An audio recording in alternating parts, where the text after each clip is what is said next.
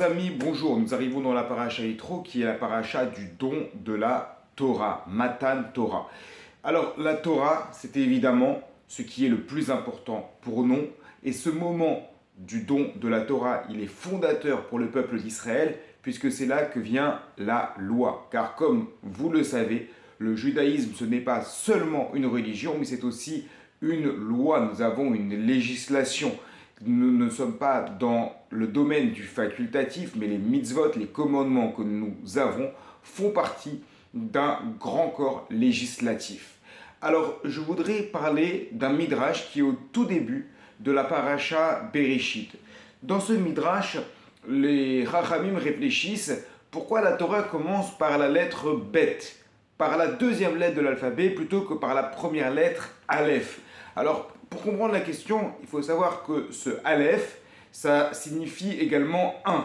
Et ça désigne donc l'unité d'Akadosh Baruch Hu, alors que le Bet va désigner la dualité. C'est d'ailleurs l'une des réponses qui va être apportée pour nous montrer qu'il y a deux mondes, le Olam Haba et le Olam Hazé, le monde futur et le monde ici-bas. D'autres explications vont dire pour nous montrer qu'il y a deux Torahs, la Torah orale, la Torah Shebéalpé. Donc il y a une idée de dualité dans le monde. Oui, il y a une idée de dualité dans le monde, cependant, pour Akadosh Baruch Hu, lui, il est un, il est Echad. Et donc, à la suite de cette discussion, l'une des réponses qui va être apportée, c'est parce que la lettre Bet, c'est la lettre de Bracha, bénédiction, alors que la lettre Aleph, c'est la lettre de Harour, qui veut dire maudit. Donc on commence toujours par la bracha, on commence toujours par la bénédiction.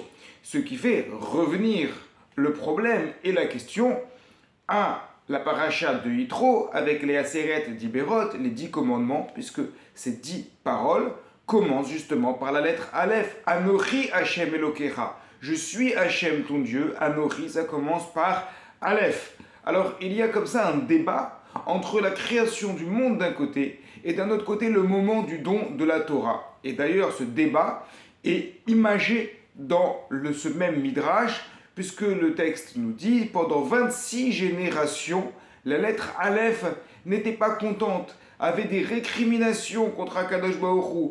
Pourquoi la Torah commence par le Bet et pas par le Aleph?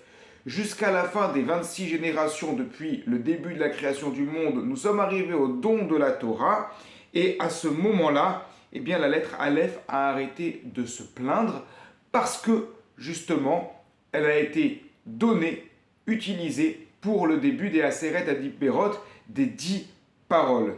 Et le Midrash souligne, justement, en réalité, la Torah était déjà là avant la création du monde. C'est-à-dire qu'en apparence, ça commence par un bet, la Torah commence par un bet, Bereshit, on a une idée de dualité, une idée de bracha également, de bénédiction, mais en réalité, bien qu'il ne se voyait pas, c'était le Aleph qui était présent parce que l'unité de Dieu était bien au-delà, elle était déjà présente. C'est un midrash qui est important, mais qui est également difficile à comprendre. Quelles sont les leçons que l'on peut en retirer? Eh bien, l'une des idées que l'on peut partager, c'est que effectivement, avant que la Torah soit donnée, bien qu'elle était déjà là en potentiel, il fallait d'abord que l'humanité commence à prendre forme.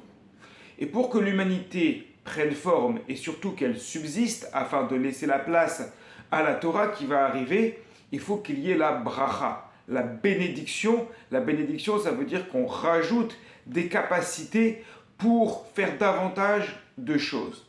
Et une fois que la bénédiction est déversée, alors à ce moment-là, tous les kelim, tous les ustensiles, tous les potentiels sont présents pour que la Torah puisse pleinement s'exprimer. Nous avons donc dans notre paracha, dans la paracha de cette semaine qui est la paracha Yitro, et là on arrive avec le Aleph, avec ces 10 paroles qui vont traduire l'unité de Dieu, Anochi Hashem Elokecha, je suis Hashem ton Dieu. On commence donc par la lettre Aleph, je suis Hashem ton Dieu, c'est l'unité de Dieu. Évidemment, dans l'absolu, Dieu est un.